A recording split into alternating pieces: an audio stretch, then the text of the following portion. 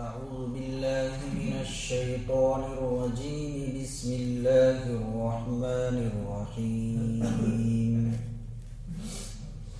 ليس البر أن تولوا وجوهكم قبل المشرق والمغرب ولكن البر من آمن بالله واليوم الآخر والملائكة والكتاب والنبيين وآتى المال على حبه ذوي القربى واليتامى والمساكين وابن السبيل والسائلين وفي الرقاب وأقام الصلاة وآتى الزكاة والموفون بعهدهم إذا عاهدوا والصابرين في البأساء والضراء وحين البأس أولئك الذين صدقوا وأولئك هم المتقون.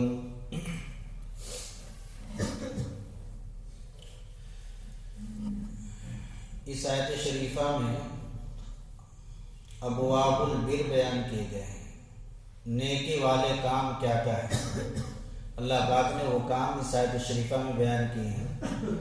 اور یہ آیت شریفہ قرآن کریم کی ایک بہت جامع آیت ہے جس کے اندر اسلام کے بہت سے احکام آ گئے ہیں، بلکہ پوری شریعت کو اللہ رب العزت نے اس آیت شریفہ میں بیان کر دیا ہے.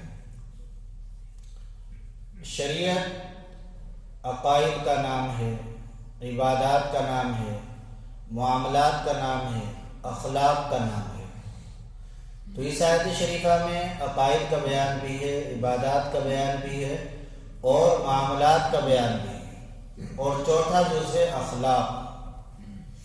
یہ بھی ہماری شریعت کا ایک جز ہے. چنانچہ عقائد، اعمال اور معاملات کا ذکر آ چکا تھا. آیت شریفہ کا ایک ٹکڑا باقی تھا، والصابرین فی البأساء والضراء وحین البأس. اخلاق حسنہ کی جو جڑ ہے وہ صبر ہے. تو جو اصل اور جڑ ہے اخلاق کی، اللہ نے اس کو بیان کیا اور فرمایا کہ وہ لوگ جو صبر کرنے والے ہیں تنگی میں، بیماری میں اور کافروں سے جہاد کے وقت، قتال کے وقت. اولئک الذین صدقوا، یہی لوگ سچے ہیں، وہ اولئک هم المتقون، اور یہی لوگ پرہیزگار ہیں. اللہ رب العزت نے اخلاق میں سے ایک عادت اور ایک اچھے خلق کا ذکر فرمایا اور وہ ہے صبر. صبر یہ بہت بڑی اچھی صفت ہے.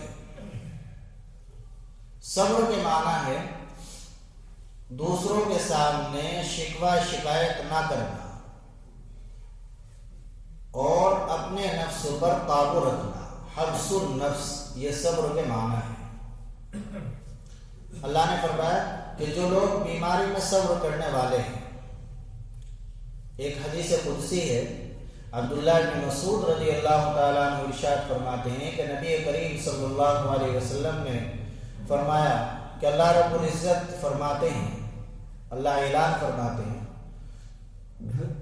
ایما عبد ابتلیتہ ببلاء، کہ جس بندے کو میں کسی مصیبت میں، پریشانی میں، بیماری میں مبتلا کر دیتا ہوں، پھر وہ بندہ اس بیماری پر صبر کرتا ہے اور عیادت کرنے والوں سے، مزاج پرسی کرنے والوں سے کوئی شکوہ شکایت نہیں کرتا ہے، تو اللہ پاک فرماتے ہیں کہ میں اس بندے کو اس کے گوشت سے بہتر گوشت عطا کروں گا، اس کے خون سے بہتر خون عطا کروں گا. تو کسی نے معلوم کیا کہ اس کے گوشت سے بہتر کون سا گوشت ہے اور اس کے خون سے بہتر کون سا خون ہے. تو اللہ پاک نے اس کے جواب میں ارشاد فرمایا کہ اس کے گوشت سے بہتر گوشت سے مراد ہے ایسا گوشت کہ جس نے گناہ نہیں کیا، ایسا خون کہ جس نے گناہ نہیں کیا۔ وَإِن قَبَضْتُهُ فَإِلَىٰ رَحْمَتِي، اگر میں اس بیماری کی حالت میں اس کی روح کو قبض کر لوں گا تو وہ میری رحمت میں جائے گا، اور اگر میں اس کو عافیت دوں گا، تندرستی دوں گا، تو تندرستی اس حال میں ملے گی کہ اس کے دل میں کوئی گناہ نہیں ہوگا۔ تو بیماری یہ بھی اللہ کی نعمت، تندرستی یہ بھی اللہ کی نعمت۔ انسان دوسروں کے سامنے شکوہ شکایت نہ کرے، ایسے الفاظ نہ کہے کہ جن سے یہ معاملہ لگتا ہو کہ گویا اللہ جو کچھ ہمارے ساتھ کر رہے ہیں وہ اچھا نہیں کر رہے ہیں۔ جہاں بھی بیٹھے کہ بس ایسے ایسے مصیبتوں میں پھنسے ہوئے ہیں، ایسے ایسے پریشانیوں میں پھنسے ہوئے ہیں، یہ اس طرح کے تذکرہ نہیں، یہ صبر کے خلاف ہے، یہ صبر کے خلاف ہے۔ 3 طرح کا صبر ہوتا ہے، صبر کے 3 درجات ہیں۔ صبر کے اصل معنی ہے نفس کو روکنا، قابو کرنا اپنے نفس پر۔ ایک تو ہوتا ہے صبر علی المصائب، مصیبتوں پر صبر کرنا۔ کوئی مصیبت پریشانی آئی ہے تو یہ سمجھے کہ یہ اللہ کی طرف سے آئی ہے اور اس میں یقیناً میرے لیے کوئی نہ کوئی خیر ہے، بھلائی ہے، تو اسے کہتے ہیں صبر علی المصائب۔ اور ایک ہے صبر علی المعاصی، کوئی گناہ کی چیز سامنے ہے، گناہ کرنے کو دل چاہ رہا ہے، لیکن اس وقت انسان اپنے نفس پر قابو پا لے اور گناہ سے رک جائے تو اس سے بھی صبر کا اجر ملتا ہے۔ اور ایک ہے صبر علی الطاعات، عبادت کرنے میں، اللہ کے احکام کو پورا کرنے میں نفس پر شاق گزرتا ہے، پریشانی ہوتی ہے، اس وقت انسان ہمت کر کے اللہ کی عبادت کر لے تو یہ صبر کا بھی اجر ملے گا۔ یہ بھی صبر کا ایک درجہ ہے۔ سردی کا موسم ہے، صبح کو اٹھنے میں سردی لگتی ہے، ٹھنڈے پانی سے وضو کرنے میں تکلیف ہوتی ہے، ان تمام تکلیفوں کو برداشت کرنا اور فجر کی نماز جماعت سے پڑھ لینا یہ بھی صبر ہے، صبر کا ایک درجہ ہے۔ ایک دوسری ترتیب علماء نے صبر کے لکھی ہے کہ ایک تو تائبین کا صبر ہوتا ہے، ادنا درجہ ہے سب سے تائبین کا۔ تائبین کا صبر یہ ہے کہ انسان پر کوئی پریشانی کی حالت ہے، غم کی حالت ہے، مصیبت ہے، تو اس غم کی حالت کا تذکرہ دوسروں سے نہ کرے، یعنی شکایت کے طور پر نہ کرے۔ دوسروں سے کرنے سے مراد نہیں کہ انسان اپنے باپ کو نہ بتائے، اپنے شیخ کو نہ بتائے، اپنی بیوی کو نہ بتائے، اپنی بیماری ڈاکٹر کو نہ بتائے، یہ مراد نہیں، بلکہ یہ کہ شکوے کے طور پر نہ بتائے کہ جس میں اللہ کی شکایت کر رہا ہو اور اس طرح کے الفاظ کہے کہ طرح طرح کی مصیبتوں میں پھنسے ہوئے ہیں، گویا یوں کہنا چاہ رہا ہے کہ اللہ پاک جو ہمارے ساتھ کر رہے ہیں وہ اچھا نہیں کر رہے، نعوذ باللہ، اس طرح کے الفاظ نہ کہیں، صبر کریں۔ انما یوفی الصابرون اجرهم بغیر حساب، اللہ پاک فرماتے ہیں کہ ہم صبر کرنے والوں کو پورا پورا اجر دیں گے اور بغیر حساب کے جنت میں داخل کر دیں گے۔ ایک حدیث شریف کے اندر ہے کہ قیامت کا دن ہوگا، ابھی میزان عدل قائم بھی نہیں ہوئی ہوگی، ابھی اعمال نامے سامنے نہیں آئے اور تولا نہیں گیا کہ کس کے نیک اعمال زیادہ ہیں، کس کی برائیاں زیادہ ہیں، کچھ نہیں ہوا۔ اللہ کی طرف سے ایک فرشتہ اعلان کر دے گا کہ صبر کرنے والے کھلا دروازے پر پہنچ جاؤ جنت کے۔ چنانچہ صبر کرنے والے چلیں گے ادھر، وہاں جمع ہو جائیں گے۔ جنت کے جو داروغہ ہیں رضوان وہ معلوم کریں گے کہ اللہ پاک ابھی تو کسی کا کوئی حساب کتاب نہیں ہوا تو یہ لوگ کیسے جنت میں جا رہے ہیں اور کیسے دروازے پر پہنچ گئے؟ تو اللہ پاک فرمائیں گے کہ ہم نے اپنی کتاب کے اندر یہ اعلان کر دیا تھا انما یوفی الصابرون اجرهم بغیر حساب، کہ ہم بغیر حساب کتاب کے صبر کرنے والوں کو جنت میں داخل کریں گے، لہذا ان کے لیے دروازہ کھول دو اور وہ بغیر حساب کتاب کے جنت میں داخل ہو جائیں گے۔ تو یہ انسان پر حالات آئے کسی سے شکوہ شکایت نہ کرے۔ اور ایک ہوتا ہے صالحین کا صبر، کہ جب بھی اللہ کی طرف سے کوئی مصیبت آئے تو اس کا تذکرہ تو دور کی بات، اس مصیبت پر خوش رہتے ہیں۔ بس اللہ جس حال میں بھی رکھے راضی ہے، خوش ہے، الحمدللہ علی کل حال، ہر حال میں ہم اللہ سے راضی ہیں۔ یہ ہے صالحین کا صبر، اس کا درجہ اونچا ہے خوش ہونے کا۔ اور ایک تیسرا درجہ جو اس سے بھی بڑا ہے وہ صدیقین کا درجہ ہے، صدیقین کا صبر ہے۔ صدیقین کا صبر یہ ہوتا ہے کہ وہ مصیبت اور پریشانی سے خوش ہوتے ہیں، وہ تو خوش رہتے ہیں، خوش ہوتے ہیں۔ جیسے نعمت سے خوش ہوتے ہیں تو جب ان پر کوئی مصیبت آ جاتی ہے تو اور زیادہ خوش ہوتے ہیں، اور یہ سوچتے ہیں کہ حدیث شریف کے اندر آتا ہے کہ جس بندے سے اللہ پاک خوش ہوتے ہیں نا، جس بندے سے اللہ راضی ہوتے ہیں، اللہ جس بندے سے محبت کرتے ہیں، تو اس پر مصیبتیں اور پریشانیاں ایسے آتی ہے کہ جیسے پانی نیچے نشیبی زمین کی طرف اتر رہا ہو، ڈھلوان جس طریقے سے ڈھلاؤ سے جیسے پانی اترتا ہے جلدی سے، ایسے مصیبتیں اس بندے کی طرف آتی ہے۔ تو جو اللہ کے سچے دوست ہوتے ہیں، صدیقین جو ہوتے ہیں، تو جب ان پر کوئی مصیبت آتی ہے تو اپنے آپ کو یہ تصور کرتے ہیں کہ میرا اللہ میرے سے محبت کر رہا ہے، اللہ محبت کر رہے ہیں، اس لیے وہ اس سے خوش ہوتے ہیں جیسے نعمت سے خوش ہوتے ہیں۔ تو انسان پر کوئی بیماری آئے تو بیماری میں صبر کرے۔ ہمارے سامنے نظیریں ہیں سب، قرآن کریم میں حضرت ایوب علیہ السلام کا قصہ ہے۔ وہ بھی انسان تھے، اللہ کے پیغمبر تھے، اللہ نے مال بہت دیا تھا، اولاد بھی تھی، تو ایک دن شیطان، اللہ کی خوب عبادت کرتے تھے، ایک دن شیطان کہنے لگا کہ ان کے پاس مال بھی ہے، اولاد بھی ہے، ہر طرح کا سکون ہے، تو یہ عبادت نہیں کریں گے اور تجھے معبود نہیں مانیں گے تو اور کس کو مانیں گے؟ آپ نے انہیں تندرستی بھی دی ہے، اولاد بھی دی ہے اور مال بھی دیا ہے، تو پھر یہ اللہ آپ کو معبود کیوں نہیں مانیں گے اور آپ کی عبادت کیوں نہیں کریں گے؟ اگر یہ واقعی آپ کے مقرب بندے ہیں اور آپ کے سے محبت کرنے والے ہیں تو ان کی محبت کا اندازہ اور ان کے قرب کا اندازہ اس وقت ہوگا کہ جب آپ ان سے مال بھی چھین لیں، اولاد بھی چھین لیں اور ان سے تندرستی بھی لے لیں، پھر دیکھیں کہ آپ کو معبود مانتے ہیں یا نہیں۔ چنانچہ اللہ پاک نے اس شیطان کو دکھایا، اللہ نے کوئی ایسی مصیبت ڈالی کہ جس سے حضرت ایوب علیہ السلام کا مال ضائع ہو گیا، اولاد بھی سب ان کی آنکھوں کے سامنے ختم ہو گئی اور تندرستی بھی ختم ہو گئی، چیچک کی بیماری ان کو لگ گئی، آنکھ اور زبان کے علاوہ پورے بدن پر چیچک کے دانے نکل گئے، موٹے موٹے دانے ہو گئے، پھوٹ گئے، ان میں کیڑے پیدا ہو گئے، لیکن پھر بھی حضرت ایوب علیہ السلام اللہ کی طرف متوجہ رہے، اللہ کی طرف متوجہ رہے۔ اب شیطان سے یہ منظر کہاں دیکھا جا سکتا تھا کہ یہ تو اب بھی نہیں بہکے، اب بھی یہ تو اللہ ہی کو معبود مان رہے ہیں، اللہ ہی کی طرف متوجہ ہیں۔ تو اب شیطان نے اپنی مکاریاں اور چال بازیاں شروع کی،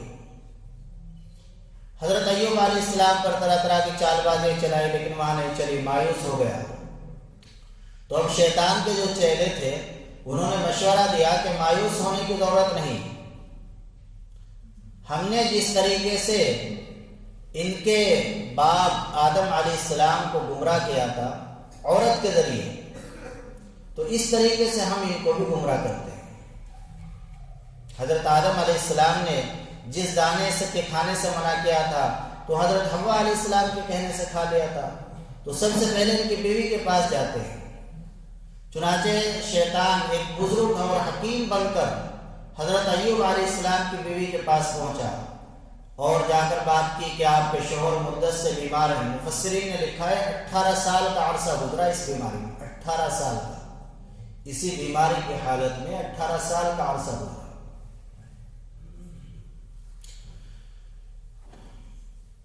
تو شیطان وہاں گیا، حضرت ایوب علیہ السلام کی بیوی کے پاس اور جا کر کہنے لگا کہ میں حکیم ہوں اور بہت اچھا علاج کرتا ہوں، علاج کروں گا فوراً آپ کے شوہر تندرست ہو جائیں گے۔ اب بیوی کو شوہر کی محبت ہوتی ہے، بیوی نے کہا ٹھیک ہے آپ علاج کیجیے۔ شیطان نے کہا کہ ہماری ایک شرط ہے، وہ شرط یہ ہے کہ پہلے جیسے آپ آسمان والے کو سجدہ کرتی ہو ایسے ہی میرے سامنے ایک سجدہ کر دو اور میں تمہارے شوہر کا مفت میں علاج کر دوں گا، وہ ٹھیک ہو جائے گے۔ تو حضرت ایوب علیہ السلام کی بیوی نے فرمایا کہ یہ میں خود نہیں کر سکتی، میں ان سے پوچھ کر بتاؤں گی۔ چنانچہ شوہر کے پاس گئی، ان سے پورا واقعہ سنایا تو اللہ کے پیغمبر تھے، اللہ کے نبی تھے، سمجھ گئے وہ شیطان تھا، جلال میں آ گئے اور کہا کہ تو نے اس شیطان مردود کو کیوں نہیں دھکا دیا اور تو نے فوراً اپنی ایمانی غیرت کی وجہ سے وہی جواب کیوں نہیں دیا، اس کو میرے سے پوچھنے کی بات کیوں کہی؟ تم ایک پیغمبر کی بیوی ہو، تمہاری ایمانی غیرت اس چیز کی اجازت نہیں دیتی کہ تم یہ معلوم کرو کسی سے کہ میں غیر اللہ کو سجدہ کروں یا نہ کروں۔ کوئی ایمان والا غیر اللہ کے سامنے سجدہ کرنے کے لیے کسی حال میں تیار نہیں ہو سکتا۔ حضرت ایوب علیہ السلام نے اس وقت قسم کھا لی کہ مجھے اس وقت اتنا غصہ آیا تمہارے اوپر، اگر اللہ نے مجھے ٹھیک کر دیا میں تمہارے 100 کوڑے لگاؤں گا اس کے سزا میں، کہ تم نے اسے فوراً جواب کیوں نہیں دیا کہ میں ایسا نہیں کر سکتی۔ اللہ کے پیغمبر جلال میں، چنانچہ شیطان یہاں بھی مایوس ہو گیا۔ اب شیطان نے سوچا کہ ابھی تو 5-4 سال ہوئے، 7 سال ہوئے، 10 سال ہوئے، کہ ہو سکتا ہے کبھی نہ کبھی بہک جائے۔ ایک دن حضرت ایوب علیہ السلام اللہ سے دعا کر رہے تھے کہ یا اللہ تو جس حال میں بھی رکھے میں اس حال میں تجھ سے راضی ہوں۔ میرا اتنا زمانہ گزر گیا ہے، 8 سال، 10 سال، 18 سال، یا اللہ میں تجھ سے راضی ہوں، اور یا اللہ اگر تو مجھے 100 سال تک، 1000 سال تک بھی اس حال میں رکھے تب بھی میں تجھ سے راضی ہوں، میں خوش ہو یا اللہ، 1000 سال تک بھی اس حال میں رکھے۔ اب شیطان یہ سب باتیں سن کر اب مایوس ہو گیا، کہنے لگا اب میرا بس ان پر چلنے والا نہیں، یقیناً یہ اللہ کے مقرب ہے اور اللہ کے محبوب ہے۔ چنانچہ اب اللہ پاک نے حضرت ایوب علیہ السلام کو شفا عطا فرمائی اور اعلان فرما دیا انا وجدناہ صابرا نعم العبد انہ اواب۔ 3 لفظ اللہ نے فرمائے، اے ایوب ہم نے آپ کو صبر کرنے والا پایا۔ اللہ فرما رہے انا وجدناہ صابرا، ہم نے ایوب کو صابر پایا۔ نعم العبد، ایوب بہت بہترین بندہ ہے، کیا ہی خوب بندہ ہے۔ اواب، اللہ کی طرف توجہ کرنے والا ہے، اللہ کی طرف رجوع کرنے والا ہے۔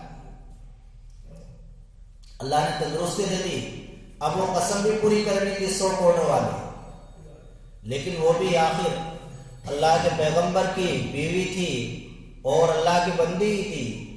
کوئی ایسا یہ نہیں کہ گناہ کبیرہ کر لیا تھا، غیر اللہ کے سامنے سجدہ کر لیا تھا، کوئی ایسا جرم نہیں ہوا تھا، اللہ انہیں معاف کرنا چاہتے تھے۔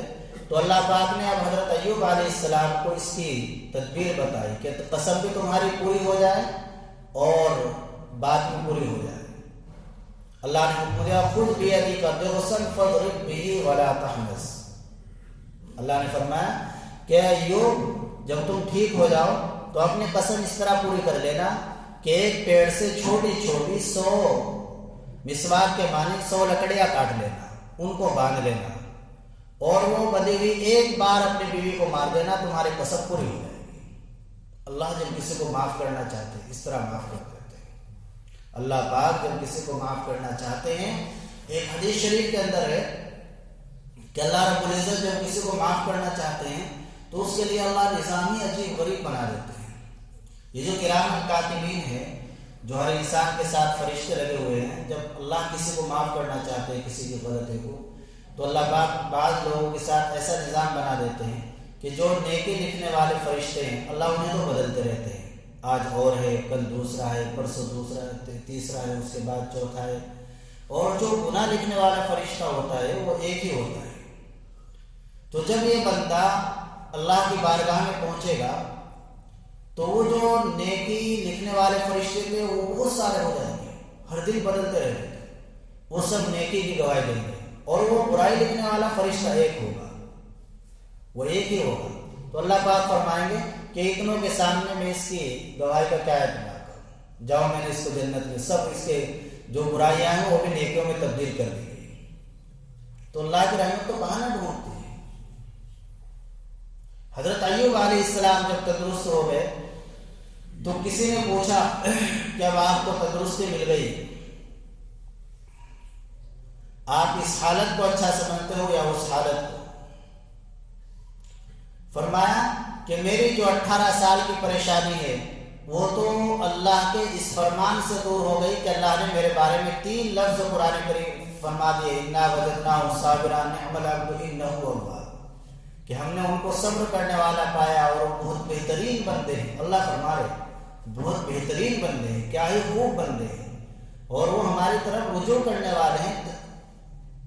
تو اس سے کہ اب تندرستی تو مجھے مل گئی، لیکن بیماری کی حالت میں مجھے ایک نعمت ایسی ملتی تھی کہ جس نعمت سے میں اب محروم ہوں، اور وہ لذت اس میں ایسی لذت تھی کہ وہ لذت کسی چیز میں نہیں ہے دنیا کی۔ وہ کیا نعمت تھی؟ وہ نعمت یہ تھی کہ 18 سال جو میرے بیماری کی حالت میں گزرے ہیں تو ہر صبح کے وقت اللہ پاک فرماتے تھے ایوب کیا حال ہے، ایوب کیا حال ہے۔ تو اس سے میری جو پوری رات کی پریشانی ہوتی تھی وہ سب دور ہو جاتی تھی، اس جملے سے مجھے ایسی لذت آتی تھی۔ اور جب شام ہوتی تھی تو پھر اللہ پاک میری عادت کرتے کہ ایوب کیا حال ہے، تو اس سے پورے دن کی پریشانی۔ تو یہ لذت ایسی تھی، یہ مزہ ایسا تھا کہ جو مجھے اس وقت مل رہا تھا اب نہیں مل رہا ہے۔ انسان پر بیماری آ جائے تو شکوہ شکایت نہ کرے، اللہ کی طرف توجہ کرے۔ سوچے حدیث شریف کے اندر کتنے فضائل، جب انسان پر بیماری آتی ہے تو فرشتے اس کی دعا پر آمین کہنے لگ جاتے ہیں، بلکہ بعض روایت میں فرشتوں جیسے اس کی دعا بنا دی جاتی ہے۔ جب بیمار آدمی بستر پر لیٹا ہے، نمازی تھا، اور وہ اوہ کرتا ہے بیماری کی حالت میں، پریشان ہے، تو ایک فرشتہ اللہ مقرر فرماتے ہیں کہ جو او کہہ رہا ہے اس او کہنے پر سبحان اللہ کہنے کا ثواب لکھ دے۔ اس بیمار کے او کہنے پر بھی سبحان اللہ کا ثواب لکھتا ہے۔ اور اگر وہ چلانے لگتا ہے، زیادہ تکلیف ہوتی ہے، تو پھر اللہ پاک فرشتوں کہتے ہیں اب لا الہ الا اللہ محمد رسول اللہ پڑھنے کا ثواب لکھتا ہے۔ تو انسان ان چیزوں کو ذہن میں رکھے اور یہ سوچے کہ میرے اوپر جو بھی پریشانی اور مصیبت آ رہی ہے تو یہ سب اللہ کی طرف سے ہے، اور اپنے نفس کو قابو میں رکھے۔ نفس کو قابو میں رکھنا یہ صبر ہے۔ آپ کو کسی نے کوئی تکلیف پہنچائی، گالی دی، آپ کو برا بھلا کہا، آپ نے اس وقت صبر کر لیا، خاموش رہ گیا، اپنے نفس پر قابو پا لیا۔ نفس چاہتا ہے انتقام لو، اس سے جذبہ آتا ہے، لیکن اللہ کے لیے آپ نے نفس پر قابو پا لیا تو صبر کا ثواب ملے گا، اور اس کے لیے پھر اللہ پاک آپ کی طرف سے خود نمٹ لیں گے اس سے، اگر آپ نے اللہ کے لیے صبر کیا ہے۔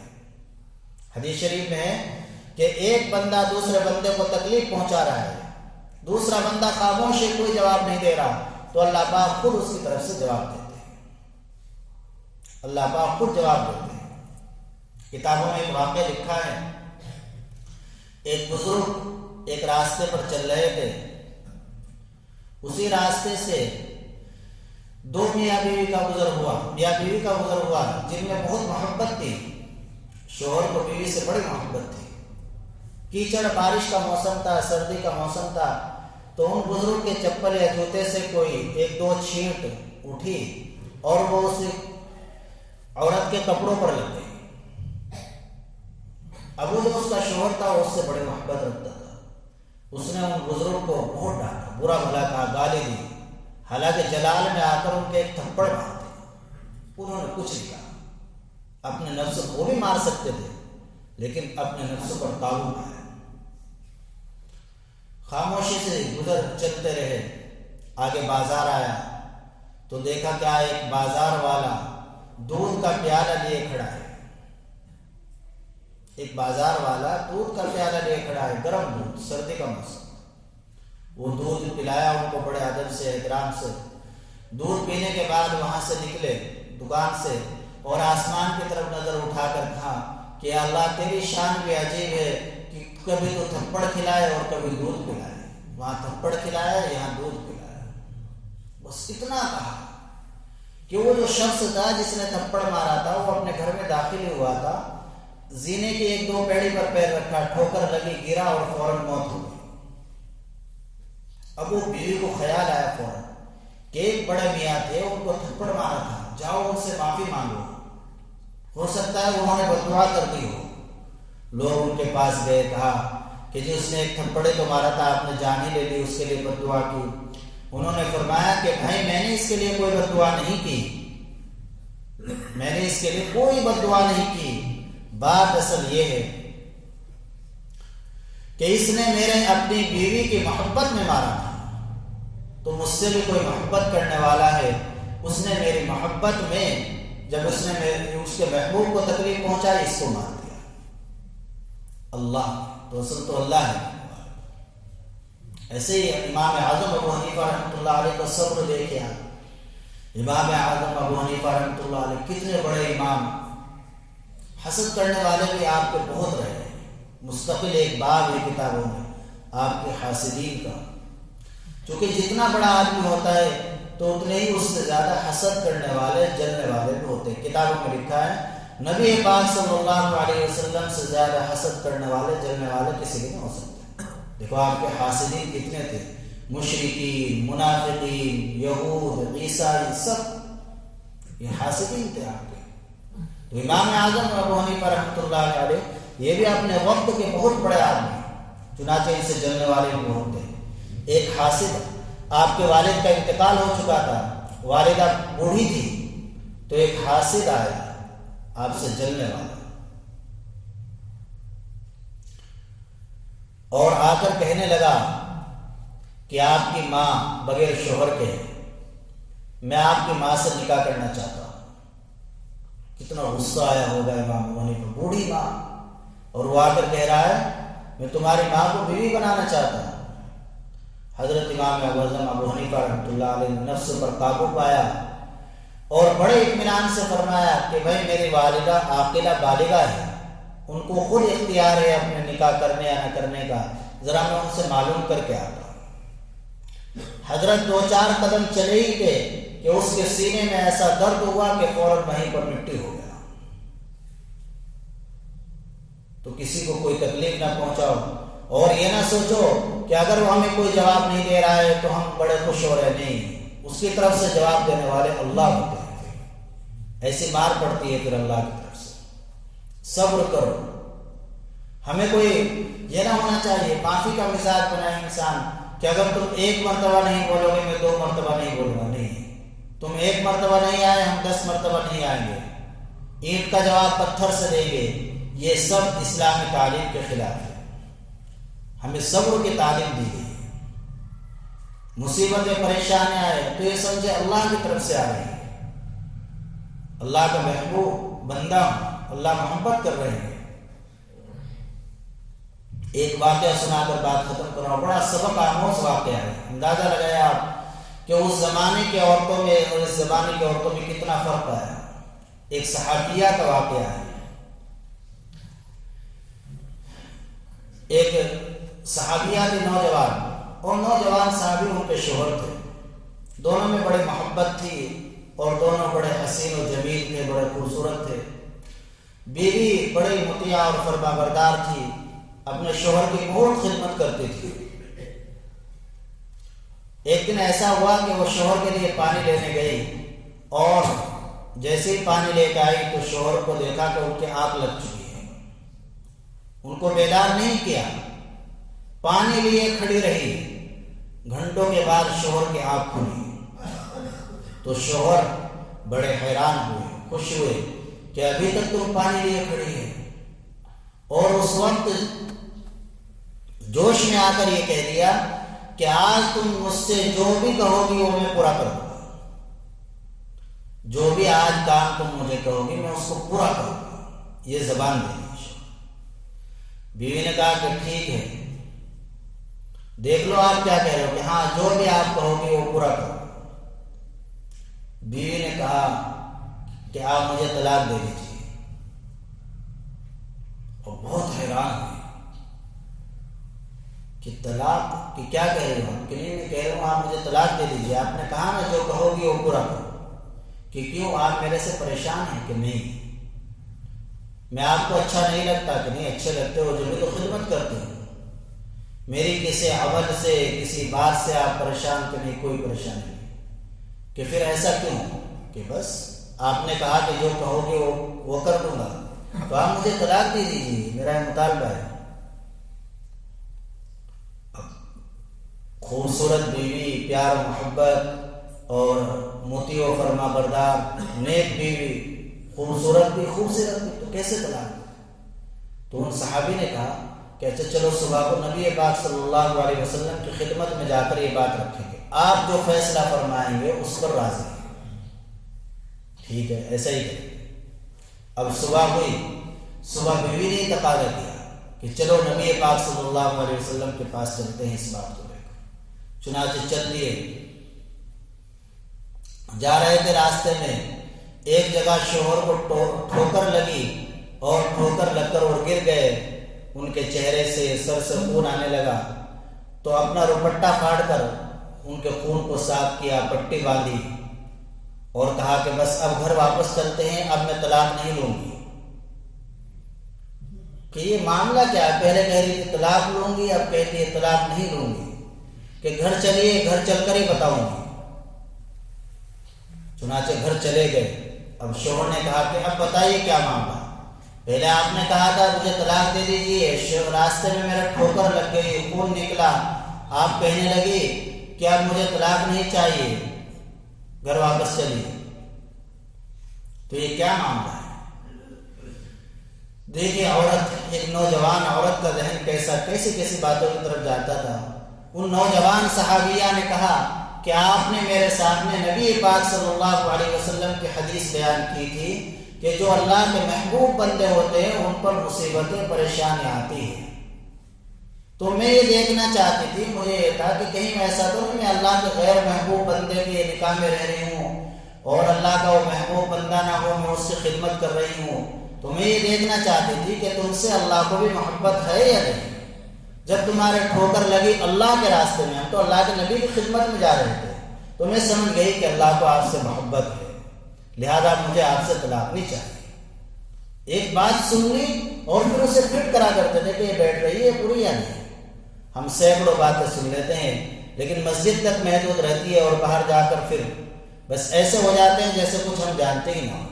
تو اسلامی تعلیمات یہ دی گئی ہمیں خاص طور سے اس آیت شریفہ میں کہ بیماری میں بھی صبر کرو، مصیبت میں بھی صبر کرو، اور جہاد میں اگر کوئی موقع ہو تو اس وقت بھی صبر سے اور مستقل مزاج سے کام لو۔ اللہ پاک فرما رہے ہیں یہی لوگ سچے ہیں اور یہی پرہیزگار ہیں۔ اللہ تعالی شاہ محمد کی توفیق عطا فرمائے۔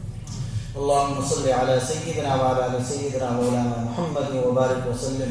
ربنا ظلمنا انفسنا وان لم تغفر لنا وترحمنا لنكونن من الخاسرين۔ ربنا آتنا في الدنيا حسنه وفي الاخره حسنه وقنا عذاب النار۔ اللهم زدنا ولا تنقصنا، واكرمنا ولا تهنا، واعطنا ولا تحرمنا، وآثرنا ولا تؤثر علينا، وارزقنا وارض عنا۔ یا اللہ ہم گناہ گار ہیں، خطا کار ہیں، اپنے تمام گناہوں سے معافی چاہتے ہیں، الہی اپنے فضل سے معاف فرما دے۔ یا اللہ اپنے ہمارے حال پر رحم فرما، کرم فرما۔ یا اللہ ہمیں پکے سچے مسلمان بنا دے۔ یا اللہ ہمیں پکے سچے مسلمان بنا دے۔ یا اللہ ہمارے رگ رگ کے اندر ایمان کی نورانیت پیدا فرما۔ یا اللہ ہمارے ظاہر کو بھی بنا دے، ہمارے باطن کو بھی بنا دے۔ یا اللہ ہماری دنیا بھی بنا دے، ہمارے آخرت بھی بنا دے۔ یا اللہ ہر طرح کے خیر سے مالا مال فرما، ہر طرح کے شرور و فتن سے محفوظ فرما۔ یا اللہ صبر کی، شکر کی توفیق عطا فرما، اخلاق حسنہ سے مزین فرما، اخلاق رذیلہ سے حفاظت فرما۔ یا اللہ قرآن کریم کے مطابق، حدیث پاک کے مطابق زندگی گزارنے کی توفیق نصیب فرما۔ قرآن و حدیث کی خدمت کے لیے اللہ ہماری زندگیوں کو قبول فرما لے، ہمارے نسلوں کو قبول فرما لے۔ یا اللہ جو ہمارے جائز مقاصد اعزاز ضروریات ہیں बखूबी आप वाकिफ़ है। या अल्लाह अपने रहमत से हर एक के जायज़ मकसद को पूरा फरमा दे, जायज़ ज़रूरत को पूरा फरमा दे। या अल्लाह हमसे मांगना नहीं आता लेकिन आपको देना आता है। इलाही जो भी हमारे लिए दुनिया व आखिरत के लिहाज से खैर हो सब हमें अता फरमा, जो हमारे लिए शर हो उससे महफूज फरमा। या अल्लाह हमारे दुआ को अपने फजल करम से और हज़रत नबी करीम सल्लल्लाहु अलैहि वसल्लम की बरकत से कबूल फरमा। रब्बना तक़ब्बल मिन्ना इन्नका अंतस समीउल अलीम व तुब अलैना इन्नका अंतत तव्वाबुर रहीम। सल्लल्लाहु अलैहि